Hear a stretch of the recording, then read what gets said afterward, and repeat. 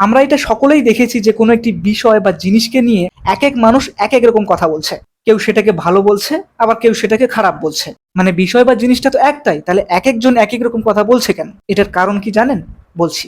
আজকে আমি যে বইটি পড়ছি সেই বইয়ের লেখক ঠিক এই বিষয়টা নিয়ে একটা কথা বলেছেন। তিনি বলেন, মনই হলো সেই মাধ্যম যা দিয়ে আমরা জগৎকে উপলব্ধি করি। আমরা জিনিসকে ঠিক সেভাবে দেখি না যেভাবে সেগুলো আসলে আছে, বরং আমরা সেগুলোকে দেখি ঠিক সেভাবে যেভাবে আমরা নিজেরা আছি। অর্থাৎ লেখক এখানে এটাই বলেছেন যে আমরা পৃথিবীকে সরাসরি দেখি না, বরং আমরা আমাদের mind, thought, experience, belief, emotion এইসবের মাধ্যমে দেখি। ধরুন একজন আশাবাদী মানুষ কোনো সমস্যার মধ্যেও সম্ভাবনা ও সুযোগ খুঁজে পান, কিন্তু একজন হতাশাবাদী মানুষ সেই একই পরিস্থিতিতে শুধু ব্যর্থতা ও বাধাই দেখতে পান। অর্থাৎ ঘটনা এক হলেও তার ব্যাখ্যা মানুষ ভেদে আলাদা হয়। এর কারণ হলো প্রত্যেক মানুষের মাইন্ডসেট, এক্সপিরিয়েন্স এবং ইমোশন আলাদা। অনেক সময় আমরা মনে করি আমাদের দৃষ্টিভঙ্গিই একমাত্র সত্য, কিন্তু বাস্তবে তা আমাদের মনের প্রতিফলন। তাই অন্যের মতামত বোঝার চেষ্টা করা, নিজের মনকে পজিটিভ ও নির্মল করা গুরুত্বপূর্ণ। কারণ আমাদের মন যেমন হবে, আমাদের কাছে পৃথিবীও তেমন হবে।